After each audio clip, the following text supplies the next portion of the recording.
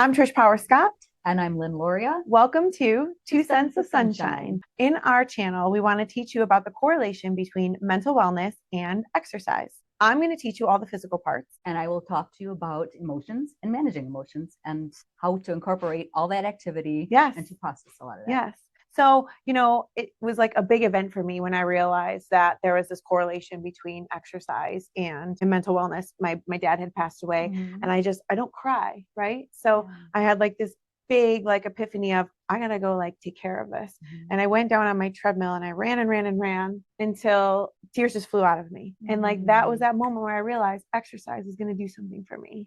That's amazing, Trish. And it really is. And people they underestimate the importance of that physical component. So when I became a therapist about 12 or 13 years ago, I started seeing with a lot of my clients that they could locate in their body exactly where their emotion was, whether it's anxiety, depression, grief, even joy, even happiness, even love. All of those emotions sit somewhere. So it clicked with me that in order to process them, we have to move our body. We have to breathe. So breathing, moving our body. So meditation. A lot of that gratitude. I know we're going to talk so much about in this show because we both agree so much that is so important. Yes, so important. Physical, emotional, mental, spiritual health, all of that. So to incorporate it. Just changing your mental state with one positive statement, right? Anything you can think of that you're grateful for immediately changes your mindset. Yes. And I think that's super important too, the mindset, right? Like being able to say, okay, something bad happened to me today, but I'm going to move forward from this. And we're going to have this moment right here that's going to turn it.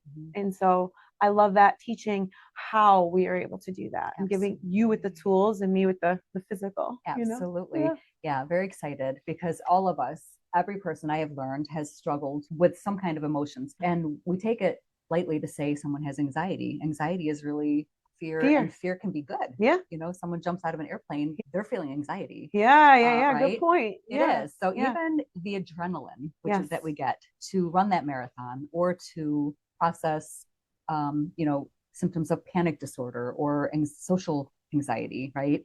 So one extreme to the other, that's still adrenaline and that's still fear in our body that needs to be processed. My husband has his own podcast called the Moneyball Channel, and he interviewed an athlete today.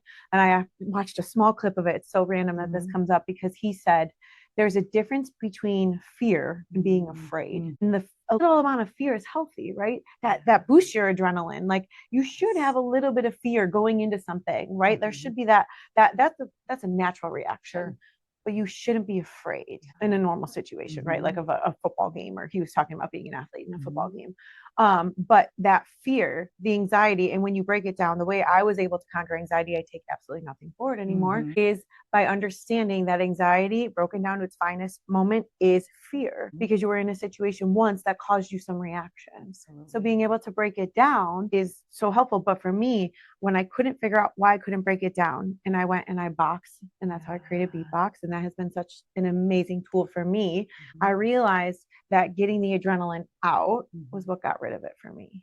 Being able to cope. I love that. And I'm hoping that you will be able to talk to a lot of our audience about how I think that people get into exercise and fitness with the goal of, I want to just look good. Right? Yes, right. Just look good. So this is my goal, is to just be a size whatever. And then a lot of the times there's such unrealistic goals that we set for ourselves, physically speaking, that then we let ourselves down. And then what happens 9 times out of 10? We quit. Right. So I think to teach our audience at some point or through the shows that we have, that to exercise is such a privilege. Such a privilege. To get up every day, move your body is the biggest gift you're ever given. It is. And when that mindset is shifted, so I'm grateful, I know Trish is grateful to teach you how to do that, to find gratitude and to be thankful, to have a body that is able to work in whatever capacity that is, and to use it. And to know that my goal would be is to do it for physical activity, for anxiety, for your depression, for grief, for loss, for joy, for happiness, for all of that. And the added benefit is to feel good physically. So when you shift Absolutely. that, And then your body starts to look great on top of it, but you're actually going for the other reason. It's Exactly. like you're winning. It's that whole mental mindset of I don't have to go work out today. I get to go work out today. And your body really develops and has this mindset of what you tell it. So just saying something so small as I get to instead of I have to, you're really going to start believing that. And so I think it's so important that we shift all the things that because I have to is really a negative connotation. Like I get to is such a positive. I'm so blessed. I love that you say that. I love that you say that because I talk to a lot of my clients. They will tell you, when we build a story in our head, it is 99.9% of the time a negative story, right? We don't ever tell ourselves a positive story. So it is a matter of that self-talk, telling yourself, I get to, telling yourself you're beautiful and you're healthy and you're capable. Really, because once you start telling yourself enough, you start believing it. The talk starts, your self-talk then starts going in that direction. Which then drives you. So we're super excited. I'm so excited. And that brings me back to the physical part. I'm an athlete by nature. I've been an athlete since I was very young, and I'm competitive as all heck. And mostly these days, I'm just all the time competitive with myself. And yesterday, as a matter of fact, I said it out loud. When you're competing against yourself, it's the mental that controls you. You can physically do it, but you're tired and you don't want to. So when I say it out loud, I teach fitness and I say it out loud. Tell yourself I can. Finish those last 4 reps, finish those last 8 reps, finish the half mile. You want to stop because your body's tired, but you can keep going. Absolutely. And when you talk yourself into that and you surpass those thresholds, it's like this amazing, that's where that people talk about that runner's high. That's where that comes from. And isn't it crazy? Oh, it's a real thing. Mental. It's real. Can move you. I mean, if you have that, the ability to move, like I said in the beginning, at whatever capacity that is. Anything. It doesn't matter what it is. But your mind is stronger and can push you in directions that are crazy amazing. And we are so excited. So excited to share it with you. It's just everything. And I really want you all to experience that runner's high just once in your life. And you don't have to get it from running. That's just the saying. So, I get it more from boxing than I do from running. I love to run. I do that a lot as well, but I love to box because that endorphin kick in and that high right after. I mean, it like legit feels like I'm on something. It's so true. And it is true. So it's the all your serotonin, oxytocin, all of those little happy hormones that are and chemicals that are going through your body. That is a real thing. And it goes from your brain down your spine and through your body. And it does do things to help you in every aspect of your healing, right? So when you're struggling and then you're having a bad day and you go work out and then you feel this and then you're healing because you're enjoying some part of life, even when you're going through something bad. So we are excited because I am, and I just want to tell you a little bit about even with myself and starting working out and getting a little more aggressive. When did you start your journey? Because it was recent. It was recent. However, I had always been like a power walker. Okay. I loved power walking, but I still had horrible eating habits. So I've learned to incorporate that, which we can, have as many shows on that as well. Because you should bring in a great nutritionist because I am not the one. I would love that. So I always was physically doing something. I would take the times off when I'd have my children and just running after them enough. But it still wasn't helping with my anxiety. It still wasn't helping me to process emotion. So believe it or not, when I became a therapist, and I'm very empathetic, so I was noticing, especially, and all my fellow therapists out there will recognize when you're doing clinic work and you're getting licensed, you are doing a lot of really heavy work. And I am so empathetic that I would notice I was like a sponge and just taking in everyone's story. I could feel that. I would be like that too. That makes a beautiful therapist because you can't truly be a really good, effective therapist and help someone unless you're understanding them. But at the end of the day, I was noticing that I was carrying all of their emotions. I was carrying the anxiety, the depression, the sadness, the grief. Every story that they had was there. It almost reminds me of, there's a SpongeBob episode. I don't know if you know, if you watch SpongeBob, my kids did, and he's a sponge that actually was just growing when the water was like soaking in. So that's how I feel like.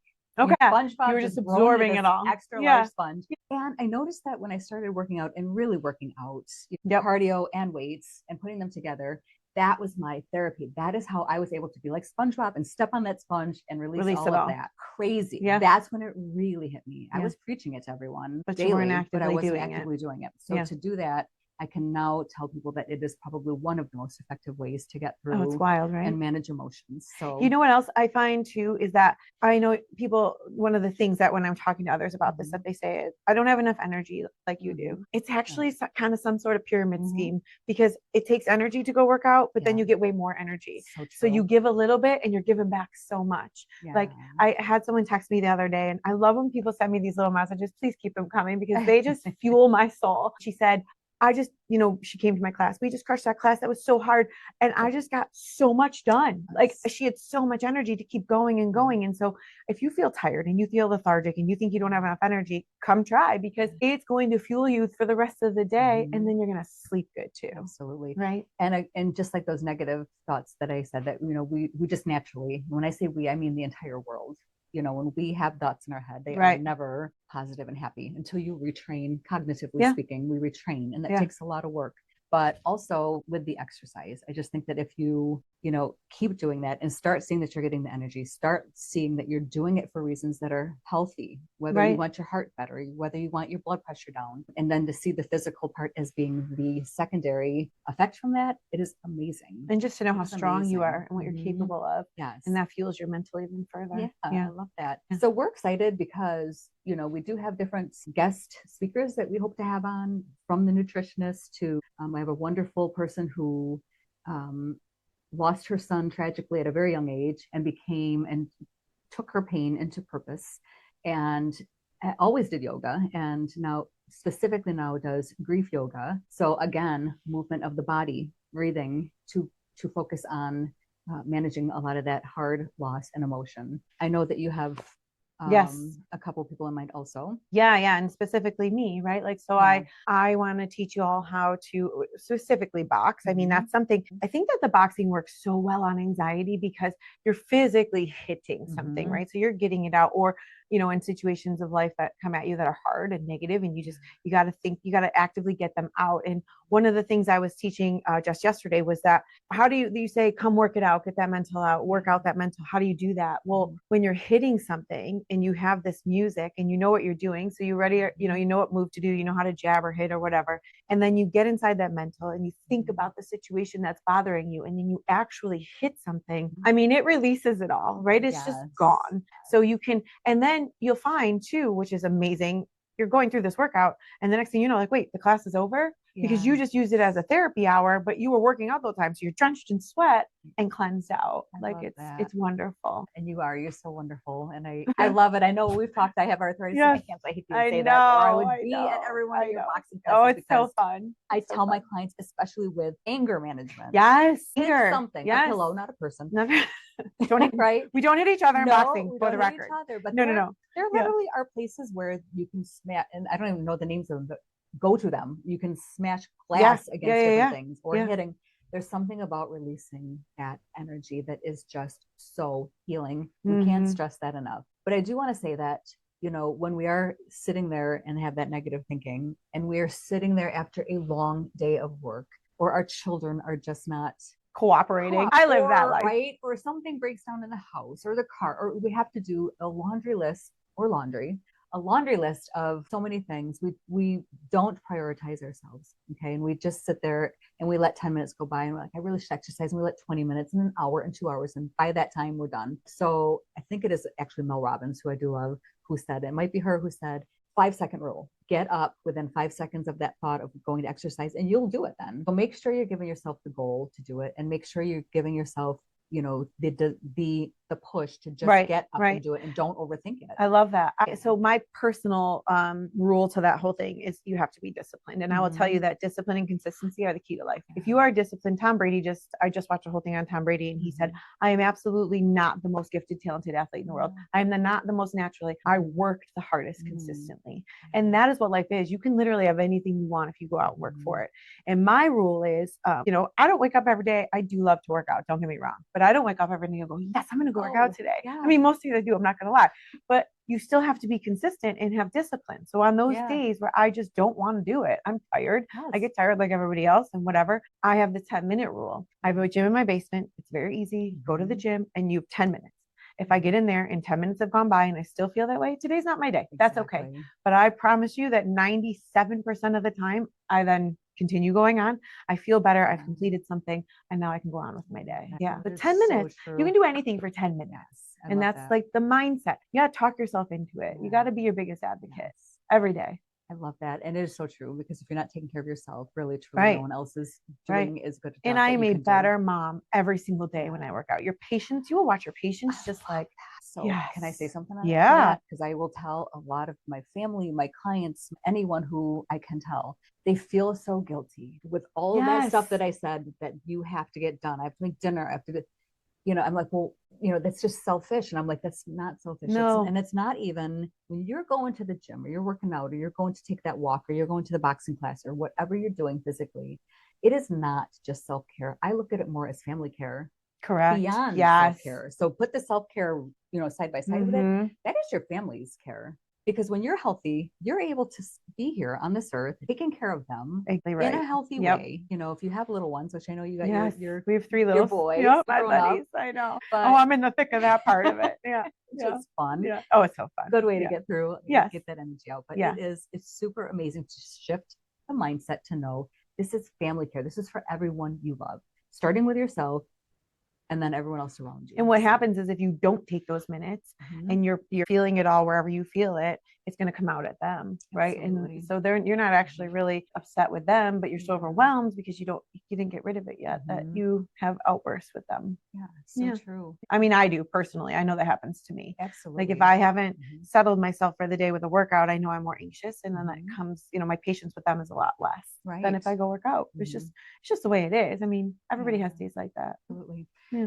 We're also going to talk a lot about what happens if we don't. What happens if we just kind of stew in our negative emotions for too long? The people that aren't going, that don't have people to help them, the ones that are not exercising, people that are, and believe me, I love anyone who knows me knows I love my cake and my sugar. So I'm not saying give it up at all. But people, it's everything in moderation. Yep. And ones that are not eating as healthy ish as they can. And what happens is we get stuck then, and life happens. And, we've talked about a couple scenarios today of things that just make us upset on the outside world that you can't control. Right. Other people. Right. So we got to talk you cannot control other people. You can't control other people. You can't control life. You can only control every one of my clients knows I say you can only control your reaction. What you do with That's it. Right. Or That's right. With a situation. So what happens when we don't do that is we get stuck and we get ill. We get physically ill. We get mentally not well, emotionally not well. We start then sometimes a downward spiral. So I want to make sure we're always talking about that. The opposite of what we are talking about is, just sitting in a dark space, and then our ego, which the ego. We know I love dreaded my ego. favorite word is our dreaded ego gets in our way, and then it's a little bit more challenging, hard to get out of.